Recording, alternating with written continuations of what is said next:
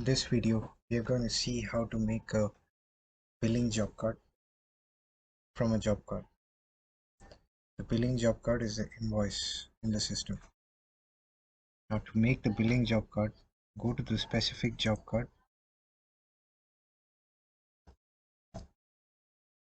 For which you want to make the invoice for. Click on invoice. You come to the billing job card screen where you can set the payment type, cash or card, or even credit. For this invoice, I'm going to put this as credit. Then you can mention the LPO number, you mention the due date, when the payment is supposed to be received, and then you can mention the discount percentage here, or you can mention the discount in amount here. Mention the paid amount as 0.00 since we did not get the payment for this invoice, and then save.